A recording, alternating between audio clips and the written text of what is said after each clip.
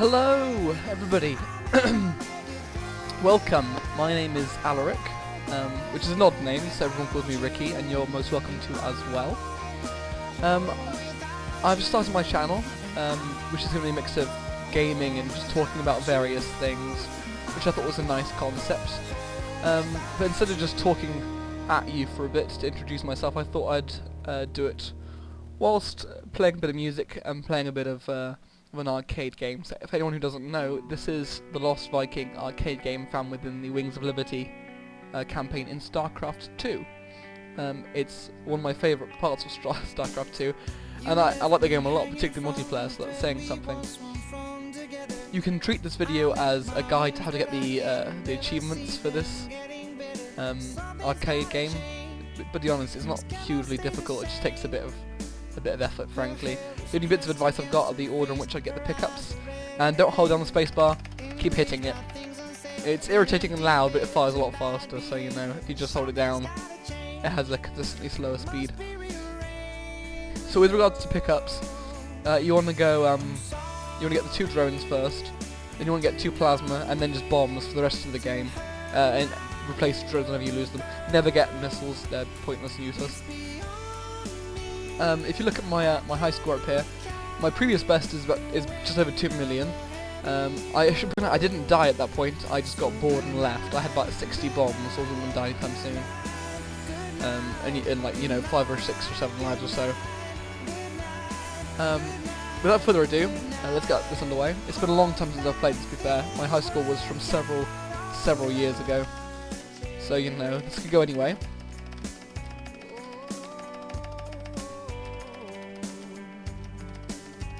It's going to take a bit of time to get used to it again. It's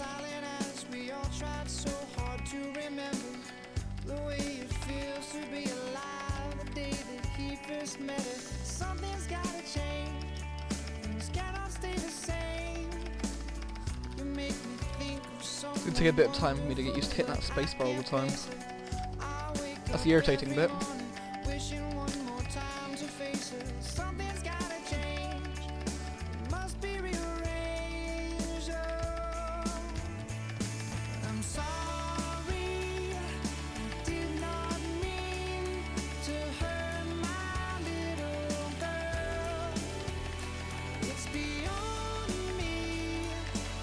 Once I'm used to it again, I'll start talking properly once I'm into it.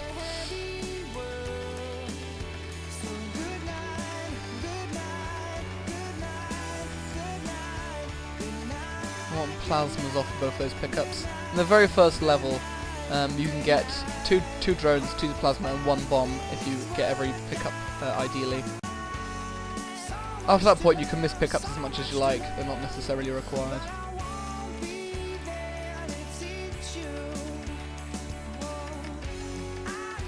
There's the next plasma. Just bombs from now on. The reason why plasma is much better than missiles is as you climb up the levels, missiles do so little damage to any bosses, and all missiles do is let you kill everything else faster, and that's not really required. You get more points for surviving a long time than just killing everything on the screen. I suppose every time I go through the bosses for the first time, I should give some tactic as to how to defeat each boss. It's not hugely difficult. This particular boss, you wail away at the front of him while he releases his fighters. Keep an eye out for any stray bomb the fighters send out, which is fair enough. But they shouldn't be too much difficulty. Don't target them, there's no point. He'll start charging his big laser. As it comes towards you, don't keep strafing, just strafe slowly, because he'll fire 3 or 4 at the direction you currently stand in, so it's the way to get across the screen without having to, you know, if you use up all of your screen width dodging, you might get hit. Okay.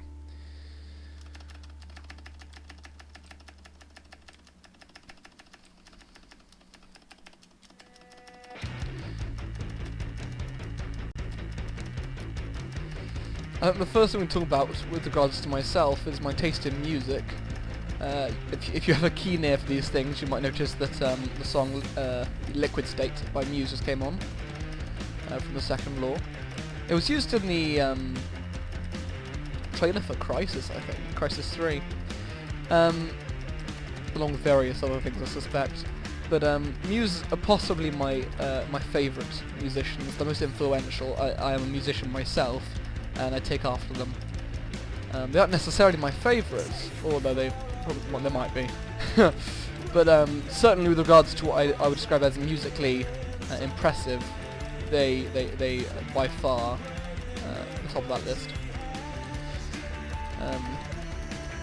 It's never worth going out of your way to get at pickups when you might get killed, frankly. It's a matter of comfort. If you're going in for a long score, you have to be comfortable while you play. So back when I played this a lot more and got my original 2 million, I could just think or talk about anything while playing this. If I had hands-free, I could play the piano at the same time. It was not an issue. Barely need to pay attention to play the game, and that's the kind of comfort level you need if you want to get a really high score. And it's not difficult. I tend to turn off game sounds and music because I find them very distracting, and put on my own music. Hence, my music you're listening to right now.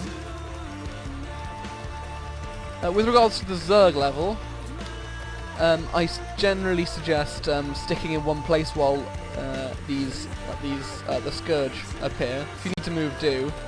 But generally speaking, stay in one place as best you can, and they tend to destruct in a pattern that you can dodge more easily if you're not moving. So if you strafe all over the place, you'll get hit, and like for now I'm just going to stand here and the bullets will go around me. The problem with the order the pickups change what they are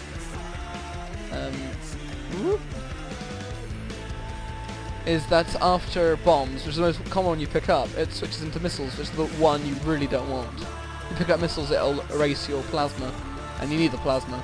You pick up anything else, it doesn't affect you in any way.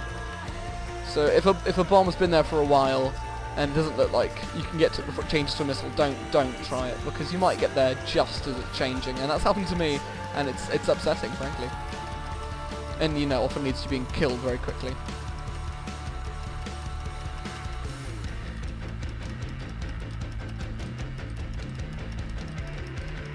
So yeah, as I said earlier, I am a musician. Mostly I'm a singer. I sing in a band called Lost Hesitation. But I also play piano and guitar, along with the ability to play tunes on various other instruments, but I think any musician can do that if they really want to. So like, I can play Ukulele de Chocobo on the ukulele, which is the Final Fantasy IX piece, if anyone didn't know. And you know, playing various things on the zither, a few things on an accordion. You can probably include like the triangle. So when I say I can play this, I tend to just say piano and guitar and singing, because frankly it's easier. I mean, you know, because adding in xylophones and wood blocks and everything, and that's just pointless, because everyone can play them. It just takes a bit of experimentation. So as my playlist goes around, you'll get a feel for my taste in music. Generally I like things that are vocally interesting. First and foremost, when it's not vocally interesting, I won't really like it unless I'm in a particular kind of mood. In case you're wondering why I use a bomb there, generally speaking, that's a bit early for a bomb, but if you feel trapped in a corner, it's always worth bombing. I end up with like 60 or 70 bombs, as I said earlier, which I just never use. So, as I said, a matter of comfort. Always use a bomb when you feel you have to. I managed to get myself into a corner, so you know. Okay, Leviathan's the next boss. This one's easy enough. First you see she sends out those little things and starts with her little claws.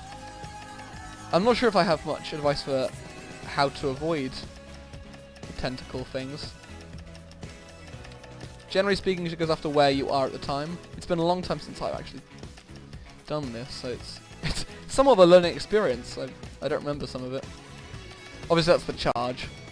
Normally I kill her before she gets to that point, so I'm clearly not quite where I once was. Possibly not hitting space fast enough. If my spacebar is too loud, I do apologise. I've got a Black Widow Ultimate keyboard, which is obviously very, very loud. I'm hoping you don't hear it too much. At least not over my voice or the music, but I understand that sometimes it's quite audible.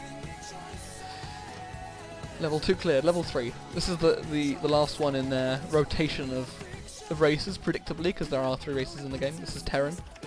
The Terran level does change the second time and everything past that when you play against it, but again, it's not difficult. It's not a difficult level. I must say, when I first played Lost Viking, like, even just to get past the Protoss level, it wasn't the easiest thing in the world. So if you struggle with that, don't worry. Even I did initially. It just takes a bit of getting used to. Just keep trying at it, and you get there eventually. You don't really need a tutorial or anything, but if that's why you're here, you know, you're welcome to stay. Chill out. Have a bit of fun. So with regards to the kind of games I play, it tends to be strategy games, which are competitive, or generally competitive games. I'm a very competitive man. Which I like that. I like beating my friends at things, and I like being able to say I've beaten this amount of people. When you beat a game, it's never that impressive because many people have beaten a game, unless it's something ridiculously difficult, obviously. But most games, it's just not impressive to finish it. So when you've beaten another human being, it's never quite. There's something really quite equivocal to that. With that in mind, Starcraft 2 I consider to be the ultimate expression of competitive RTS play and, frankly, competitive play. So I play quite a lot of laddering on the Starcraft 2 multiplayer. I play the Zerg race. I did initially play the other 2 races, as everyone tends to do when they first start out, to see who they like the most. But I am most definitely a Zerg player. My final rank in Wings of Liberty was Diamond. I've not actually placed at any point in Heart of the Storm, which sounds odd. I've just been playing on unranked. I've played quite a lot of unranked, however. My best streak on that, because obviously you're not ranked on that, was beating a string of 8 or so master players. But unfortunately, unranked is very, very loose in what it puts you up against, and I'm not very consistent in how much I play. I've got up about 800 or so games, but I never play consistently. I'll play maybe for like a couple of days, a couple of times each day for a week, and then I won't touch it for another 2 months. That's very common for me, unfortunately. So yeah, I get put against golds and platinums quite a lot, and that's obviously no challenge, which is unfortunate, but I do enjoy it, and because I'm so inconsistent, sometimes I have to get back into it again with some easier opponents. Although, to be fair, it's quite weird having to play against weaker opponents, or I say weaker opponents who don't follow the metagame quite so strictly, which is obviously what happens in the lower leagues. So like, they'll do some weird stuff and really confuse me because I haven't played in a while. My brain's not quite with it. I'm expecting to just have face against the usual styles of play, and instead I get something really weird. I don't tend to lose, but it makes me feel very weird, and it's much closer than it should be. I also like story-based RPGs a lot, so the obvious one of that is JRPGs. I don't like most JRPGs, weirdly, but the standard one, Final Fantasy, however, I'm a big fan of. Final Fantasy IX was one of the first games I played. I say one of the first. It was one of the first proper RPGs I played as a child. And I love Final Fantasy IX. I think it's a great game. But Final Fantasy X is my favourite. I think it's the best self-contained story I've ever come across. I'm sure other people will disagree. Maybe some people say Final Fantasy VII story is better, but it was before my time somewhat. Or at least I wasn't playing this kind of games when it came out. And by the time I knew about it to actually go back and try it out, its graphics are a bit too old for what I was used to. Maybe I mean, it's on Steam, maybe I'll go try it out at some point, but I suspect I still won't prefer it over Final Fantasy X. I mean, some people say, like, Tidus' voice is a bit irritating and stuff, which I can kind of get, but, whoops, it's kind of the point. Well, and it doesn't bother me. I feel it just works for what the story is. I lost a drone, which is bad. I tried to cut into the pencil shot too much, which is what I call those. Well, frankly, they look like pencils. You must know what I'm talking about. This is the nice bit because you can just stay in one place here, and they can't hit you. Those are the pencils there. I have to replace my drone now, it's very important.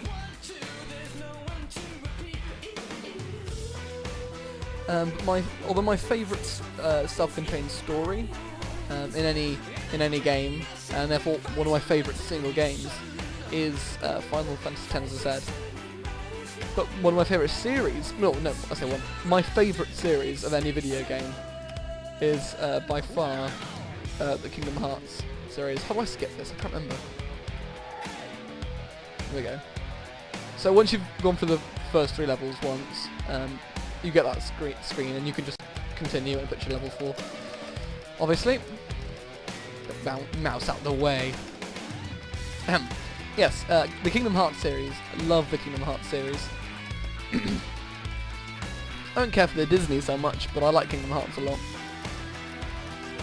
So, at the time of making this video, 2.5 is just, the HD remix has just been announced for the series, and obviously Kingdom Hearts 3 was announced just a while back, so that's all very exciting.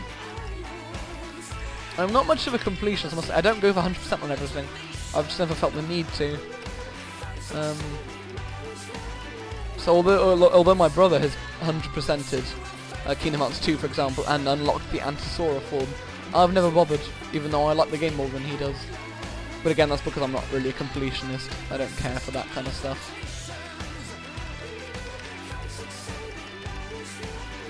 It's the story I care for. Finished the first Kingdom Hearts so many times. It's unbelievable. I'm sure someone must have finished it more, but only a real fan.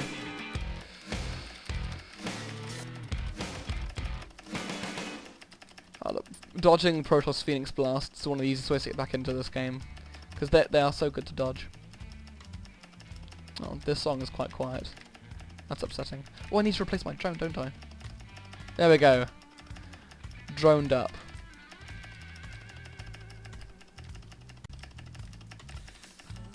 I'll do my best to stop myself from singing along to any of the songs, but the urge is there, frankly.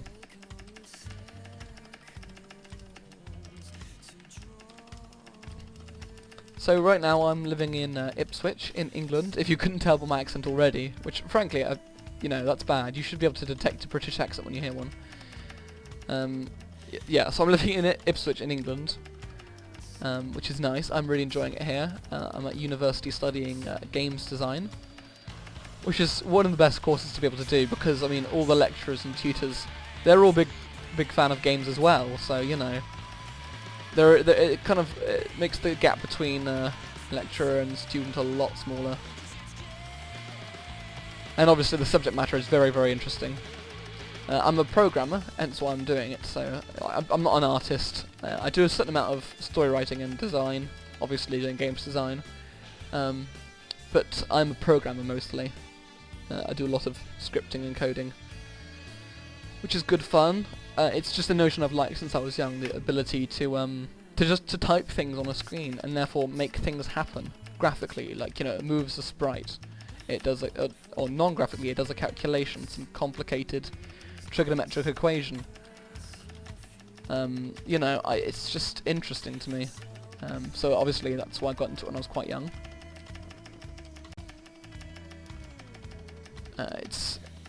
Ipswich is, I wouldn't say it's not on the coast quite, but it's on an estuary. So it has, you know, its harbours and docks and such, which make me feel at home, because I was born in Exeter in Devon, which is obviously a part of the United Kingdom again, on the south coast, and I feel most at home when I'm next to a beach of any description, just the seaside. Yep.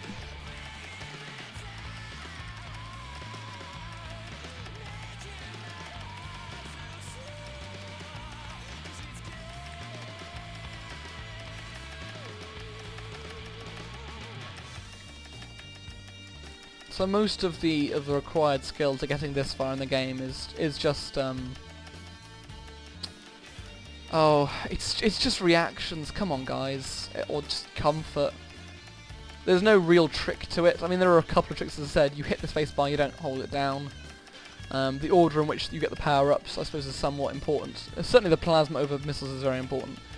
And I suppose positioning in some of the levels is important as well. But besides that, it's a matter of getting used to it, a matter of reactions. If you can't do it, just keep playing, frankly, and you'll get there.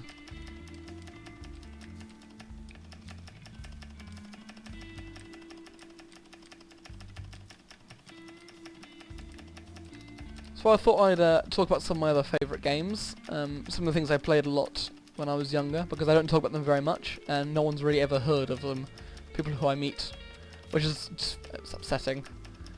I mean, I'm not a Pokemon player, which surprises a lot of people.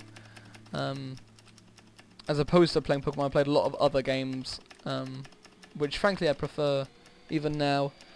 I don't dislike Pokemon, but I've just never really gotten into it. So, for example, one of the games I played when I was young on the PlayStation 1 was a game called Jade Cocoon, which I think I heard it was released kind of in direct competition to Pokemon, appropriately, because it had the same amount of minions as there were Pokemon in the first generation. Obviously, Pokemon won that little battle, because no one's ever heard of Jade Cocoon. Almost got a missile there. Jade Cocoon 2 wasn't so great. I mean, Jade Cocoon did well enough to have a sequel on the PS2, but the PS1 version was much better, in my opinion, and way preferred it. You captured minions, you can merge them together. It had a pretty good story. So, you know, it was great. I really liked it. The impressive bit was how when you merge minions together, they took on the physical attributes of the merged, excuse me, of the both merged creatures.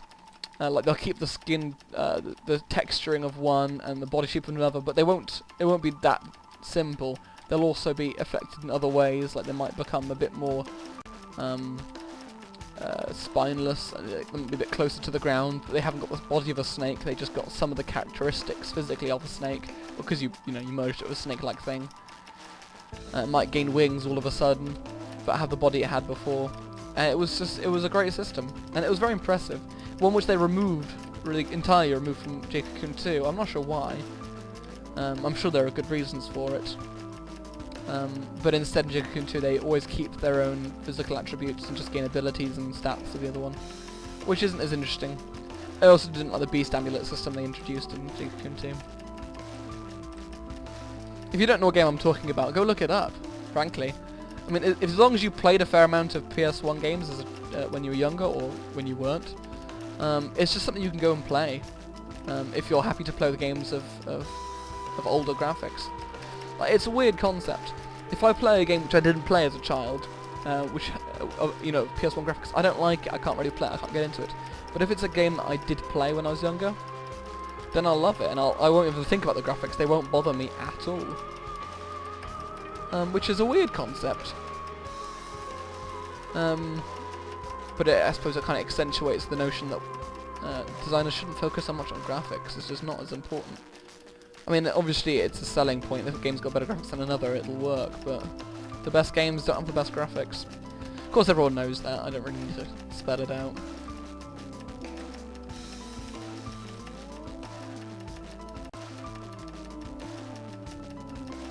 Dodging them tentacles. Here comes the charge. There you go. So another series I quite like is MechWarrior.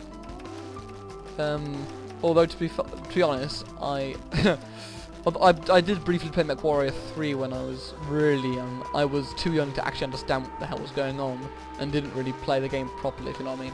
MechWarrior 4 is where it's at for me, particularly MechWarrior 4 Vengeance. I think it's one of the best stories I've ever come across. So it's certainly the best of that kind of style, the futuristic battle mech stuff. And with the characters, they were actually interesting and engaging. They weren't forgettable. And with the instead of just having voice actors, they actually had them act out scenes. If you don't know if it's in the game, they had proper footage of each character in the briefings in their own little areas, and it was brilliant. It worked really well, and it really made me feel like I was part of the story. Which is not something they did for MechWarrior 4 Mercenaries. I understand it. For Mercenaries, it's not really story driven, so it makes sense. That doesn't bother me so much. But I mean, Vengeance, it was so great in that way.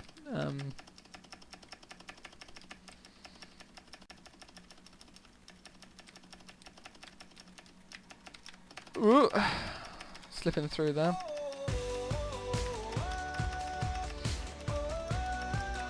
God, I'll tell you one thing that makes this a lot harder than I remember.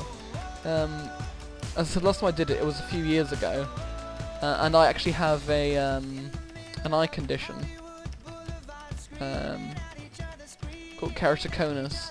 Well, over time, my eyes get worse and worse. So I am fairly blind by this stage. Like I can see, I can see colours fine, I can see shapes alright, but I can't see anything in much detail or blurs. So when I'm dodging between these bullets, I can't tell if I've made it or not a lot of the time. But that goes to show, if a blind man, almost blind man can do this alright, it can't be that difficult. I actually had 2 operations on my eyes recently, which has stopped them from getting any worse. Which is good, because if they got any worse, I'd lose an eye. My left eye doesn't really work anymore.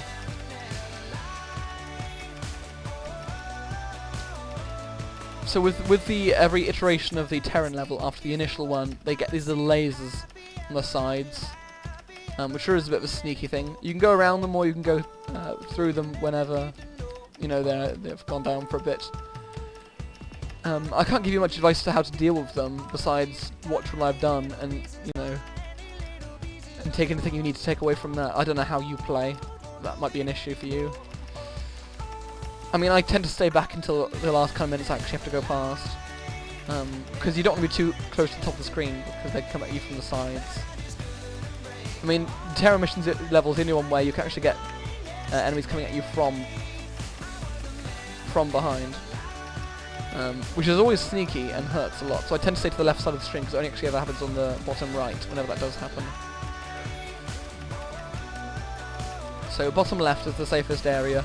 Ah! I lost a drone. Pick up another drone. Ah! Solved! There was no issue. I feel like I'm going to build up a list of games I recommend one plays if one has not already. I'm going to add Crash Bandicoot 3 to that list, which was a game I played even earlier. It was one of the first, or the actual very first games I played were like Glover and Qbert on the PS1, and no one's ever heard of them. I've heard a few Qbert references in the world, not many, and no one's ever heard of Glover. All I can say is that Qbert was a difficult game. I mean, as I remember it, which is, as I said, many years ago. I don't really remember anymore. And obviously I was too young to really be any good at a game, so if we look at the score, the state of the game right now, I'm on nearly 300 grand, which I think is the second, or is it yeah, I think that's the second achievement. I think it's 150, 250, 500, I don't know. They're unimportant to me. And it's been fine so far. I'm up to 30 bombs in my stock of bombs. 31 now. So clearly whenever I'm about to die, I just bomb. And then I don't die, so I've effectively got 7 lives, plus 30, provided I don't fuck up. Of course, saying that, most time I lose a life is when you're not expecting it, so you don't generally have the ability to bomb beforehand. My only advice to counteract that is to make sure you bomb even when it looks like you can't, even if you think you might be able to get through if you're lucky. Unless you're confident, bomb. Always bomb. When in doubt, bomb. Which is, as far as I understand, is the American way to life. Or, the American military's way.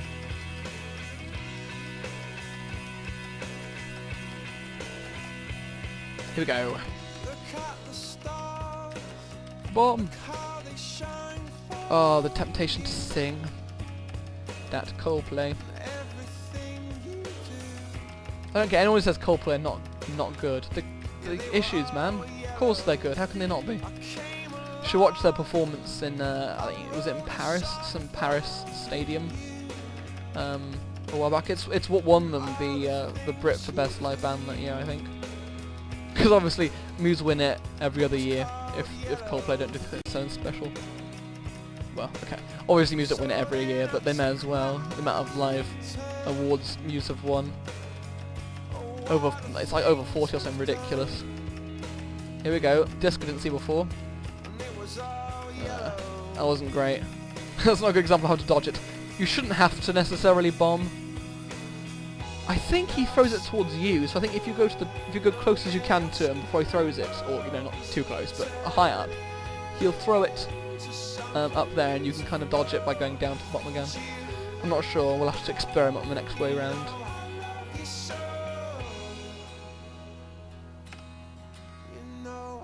I made it home. The princess will kiss me now. That's what it says on the end screen if anyone didn't know. I don't have some weird Mario complex. Which is another thing. I was never much into Mario, and being English I'd say Mario, not Mario, which I don't understand. That's what Americans say. I don't understand why. Why would you say Mario? It's spelled Mario. That's how you say it in the English language. Anyway.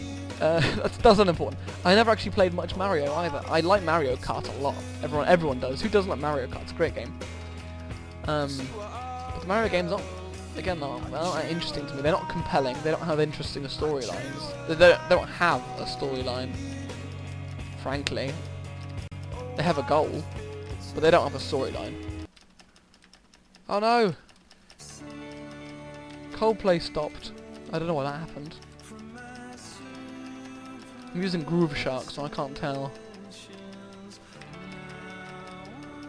I'm only using Groove Shark because I don't have all of the CDs I listen to. I own quite a lot of CDs. Being a musician, you know, I sell music. I don't feel right in pirating music if I sell it. That doesn't really work. So for the same reason, I don't ever, you know, illegally download games. Obviously, because I make games. I intend one day to sell them. I can't really get them for free. It's immoral, and I feel having a moral centre is very important. So I don't do that. What was it? Oh yes, Mario. Yeah, I think it's a result of playing lots of story-based Japanese games when I was younger. So like Crash Bandicoot doesn't have much of a story, but it has some semblance of a story. Glover and Cubert again don't really have much of a story. I mean, they do, but they can't really tell it because they're such old games. But stuff like Front Mission 3, which is another game I played when I was young, that's heavily story-driven, very good story in my opinion. Love Front Mission 3. So games like that and Final Fantasy 9. I'd name more, but for some reason my mind's gone blank. MechWarrior 4, again, Vengeance. I think like Stronghold was a game I played when I was quite young. A bit older than some of the rest of these games. It's got a pretty good story. It's not like the best in the world, but I do like it. I see one thing that's in the very first Stronghold that they never repeated, which I think is a shame, is between every mission you had those campfire talks with the slightly animated Lord Woolsock, or Woolsack, probably Woolsock, I don't remember. Sir Longarm, that kind of stuff. They'd talk around the campfire, or when you saw the enemies talking. That was some great shit right there. The fact they never really kept going with that is upsetting. I mean, Stronghold 2 they did have in-game kind of cinematic stuff, but frankly it was not as nice as the Stronghold 1. Stronghold 1 felt good. You had the iconic music, which I would now hum for you, but it would conflict with Muse again, so I won't. It had the nice little theme music in the background, the campfire, and you didn't have to be paying too much attention. You could just relax, sit back, and you know, just listen to the people talk, and that was great.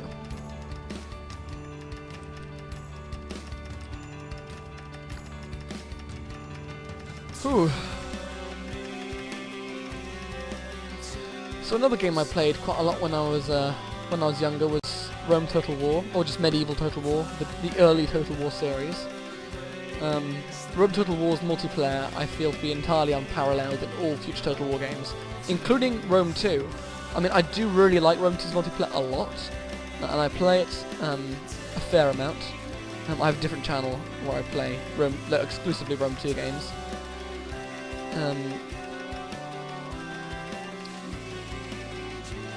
Yeah, but Rome 1, it had something that has never been recaptured.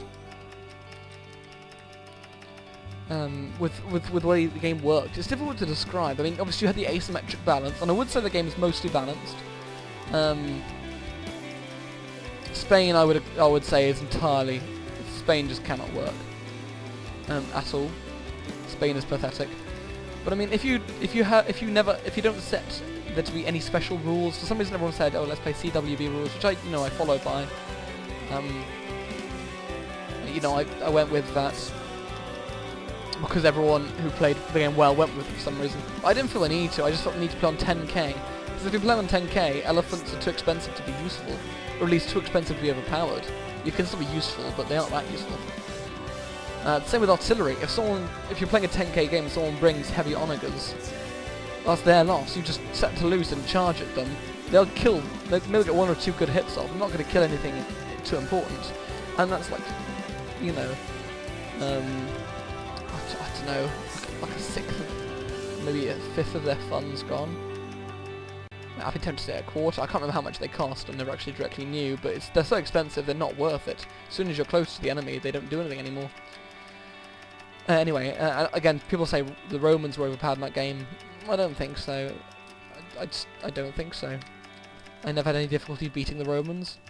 In fact, I tended to beat the Romans a lot more often when I played as the barbarian factions, such as Dacia in particular. I played a lot against the Romans. But also the Gauls. Gauls vs Rome does work, it's just you have to play in a particular way. I've never had any difficulty with that game with beating particular people. Particular factions, except unless I was playing as Spain. Playing as the Seleucids was my favourite. Love the Seleucids.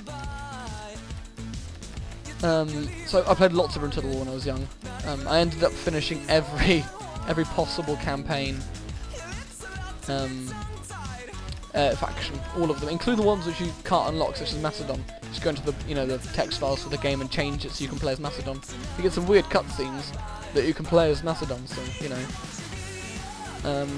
unfortunately I've never done that with any Total War since. Partly because I don't like them quite as much, more because their campaigns are a lot longer. Rome 2's campaign is shorter. Like with my Rome 2 campaign, I've really enjoyed it, but I'm suffering terribly from endgame fatigue and I cannot finish my very first campaign as Rome. I mean, I have, all of Italy, obviously, all of Gaul, which I've turned into a massive farmland, which as an Englishman who, is greatly amused by the 100-year war between England and France, I feel good about turning France into a farmland. It feels as if somehow I've vindicated some past pain. Yeah, I also own all of Britain, most of Greece. It's not anything some people haven't done before. But I've got like over 2 million talents in my treasury, and I have like 13, 14 trade partners and a ridiculous income. So it's not a challenge anymore. It's just a matter of conquering the rest of the map. And I mean, if I had stuck with it at the time I got to that stage, I would be fine. But I left it for like a month or 2, and now I can't get back into it, so I'm going to have to restart, I suspect. It's my intention to play on the legendary difficulty as Sparta, just because it seems to fit with Sparta, and obviously I want to play with the Greek city-states pack.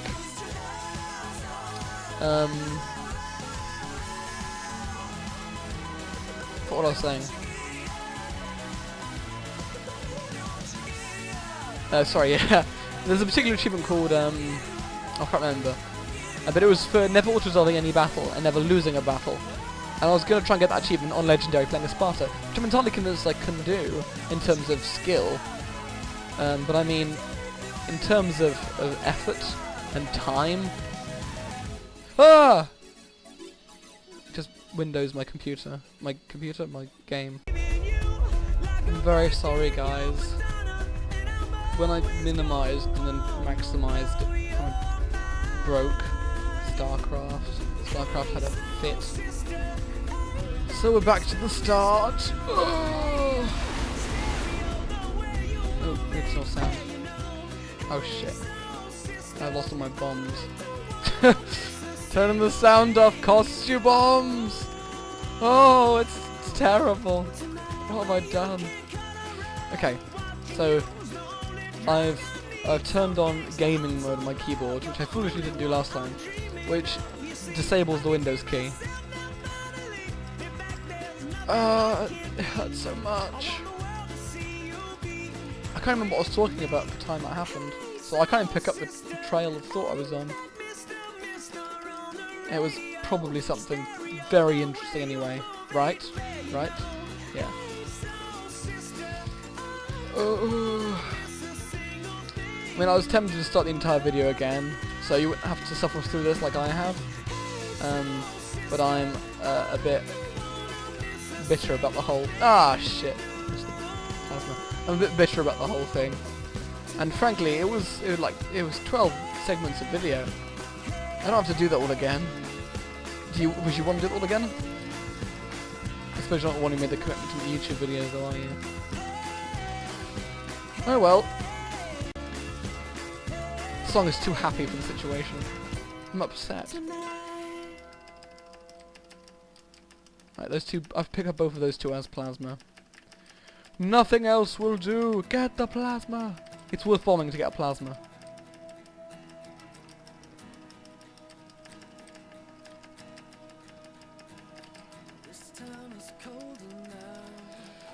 Okay.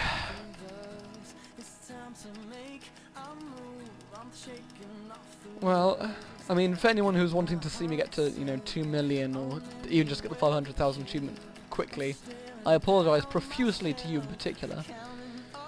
But the purpose of this video is mainly just so I can talk just about anything, frankly, for a bit. And, if anyone's got work to do, homework or whatever, and they don't really have anything to do, they can just listen to me yabber on the music I've got in my background and chill out while you work. That's the object of this anyway. The thing is, my hand had gotten into the rhythm, my thumb, I was barely even noticing I was hitting the spacebar anymore. It was quick and I wasn't doing it consciously. And now that I had to start again, that illusion's been broken somewhat. In case anyone's wondering what finger I'm using for this, just so if they want to emulate the controls, as I said, I'm very comfortable, I kind of forget I'm pressing the buttons. I use my thumb on the spacebar, and I have my little finger over the control or nearby. Unfortunately, my little finger managed to hit the Windows button, hence the debacle we had last time. Fun fact, I sang this song when I was in 6th form, on stage obviously, as part of, I can't remember what it was. There was a competition going for The Voice, which I qualified for, but there were too many people who qualified. So a group of us performed, but weren't part of the competition. Which is... Oh no! Guys, everything terrible is happening. I just picked up a fucking missile. That never happens to me. It's very rare. And I used up all my bombs. No bombs. I got one. This is all terrible. This is generally horrible. Although at least it happened really early. If you pick up a missile later on in the game, that's a real issue. Anyway, yes, a number of us decided. Well, were asked to just. Well, to be fair, I said we weren't asked. The group were asked, and we took the bullet, as it were, to perform and not be part of the competition. But I had fun singing this song. I added some extra falsetto in this position here. It's part of the song.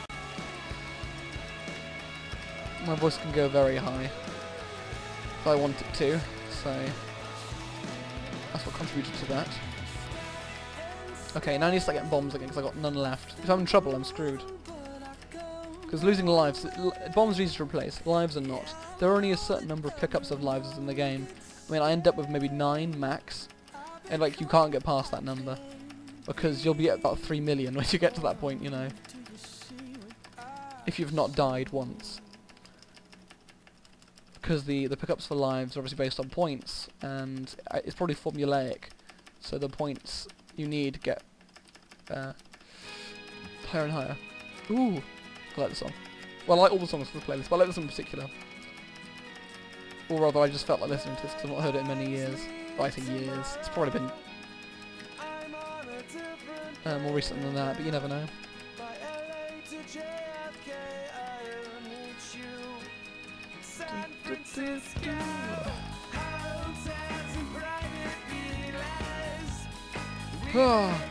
I actually have a, well, I wouldn't say I've got a cold, well, I do, but it's not very bad anymore. I'm still recovering though.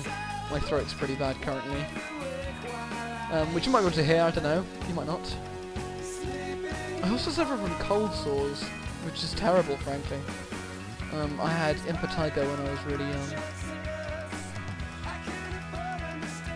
Please don't look in my eyes. No, Alaric, I said you wouldn't do that. It's difficult, guys, it's difficult. I have urges.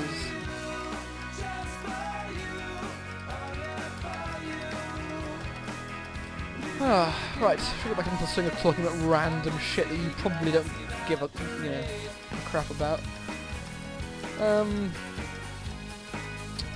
Stink. I know a lot of very good games, but some of the stuff one wants to talk about is a little less easy, for the most part. We can do a Starcraft strategy if you like, does that sound good? I don't know. We're already playing a Starcraft arcade game, and some people here might not play Starcraft. Oh, I tell you what I can talk about. Internet personalities, casters. In particular, I wanted to mention Day9, or Sean Plott, who is a Starcraft 2 commentator, form of entrepreneur. As far as I can understand, he is quite the efficient businessman. And he used to be a Brood War professional player. I think he won American tournaments once and came runners up to lots of very large tournaments very often, or several times, yearly tournaments. I don't really know too well. I just know he was a very good Zerg player in America back in his Brood War days. I don't believe in, or I don't subscribe to the notion of like heroes or role models. I don't aspire to be like anybody. I aspire to be a better version of myself. I aspire to be more Alaric. But having said that, Day9 is the closest thing I have to that. And that he's very, very clever, and he's very insightful as a instructor for life, frankly. So I enjoy listening to him talk a lot. His thoughts on games design are always very interesting to me, and obviously the way he analyses Starcraft 2 is of key importance. With regards to Starcraft commentators, I'm upset, or I tend not to actually pay attention or watch Starcraft events these days, unless it's being casted by at least Day9, or Apollo, or DJ Wheat. I like all of them. I'm not fond of Total Biscuit one bit. I respect he does lots of work. I'm not fond of him. I should clarify. I don't dislike the guy. I've got nothing against him. I don't like it when he's casting Starcraft, because I wouldn't say he's a hugely analytical caster. I think he tries to be, but he's wrong a lot with his analysis and just unhelpful. So I don't like it when he's casting Starcraft. And I don't take greatly to many other Starcraft casters, but those three, or obviously, I forget the most obvious ones, besides Day9, Tastosis, obviously Tastosis. But they're never really at events that aren't the GSL anymore, so hence why I didn't really bring it up, or mention them the first time. Which is unfortunate, because they're very, very good. But oh well. There's nothing on the TV, nothing on the radio that means that much to me. Kill! There's nothing on the TV, nothing on the radio that I can believe in. Whoop. I'm really worried about picking up missile. There's the tricksy shots from behind. You can stop them only if you get underneath their path and start shooting them down before they get to that stage. Unfortunately, I did not. Kill the evil Terrans with this Terran ship that I happen to be flying.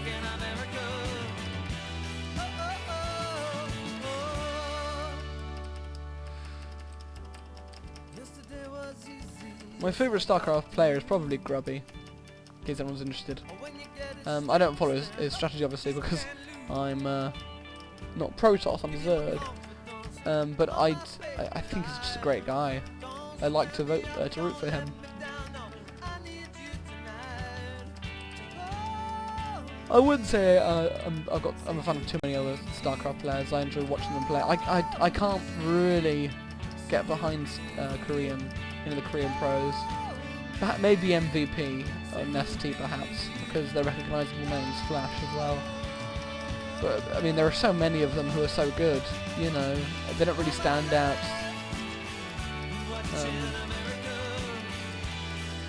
If they have any trait that makes them stand out, they're much easier to follow, whether that be personality, looks, or their style of play Starcraft. Obviously I recognise when certain players are playing, and know the differences in what they'll do, but still.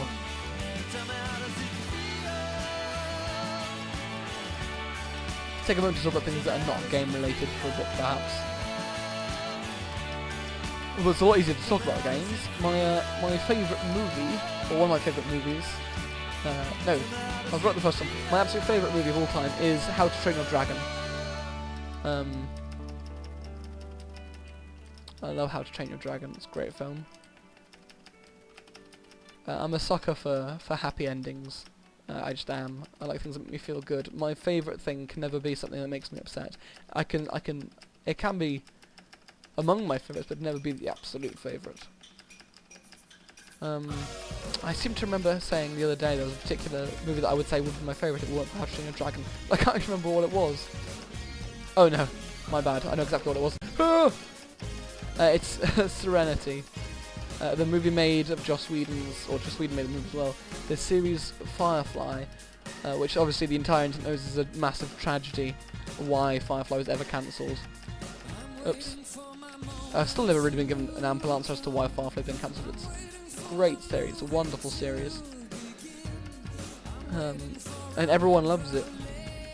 Obviously, they made Serenity the movie, and I love Serenity as a movie. I think it's an absolutely fantastic movie. Recently I actually found it at a CEX store in Ipswich, where they had like 10 copies of it, and they were selling it for 75 pence. It's madness. I decided it must be a gift from the heavens or something ridiculous, because no one would consciously think Serenity's worth 75 pence, surely. I mean, I know it's probably, you know, second hand or whatever, that doesn't matter. The movie doesn't lose quality if it's second hand. And they had loads of them. I think they were literally there just so people who came across the movie could be enlightened and their lives could be improved. You know, in many ways. Kill the Terratron. I think there's an achievement for actually killing a Terratron the first time around. I actually forget about that because obviously it was such a long time ago. And it's not one of the bigger achievements.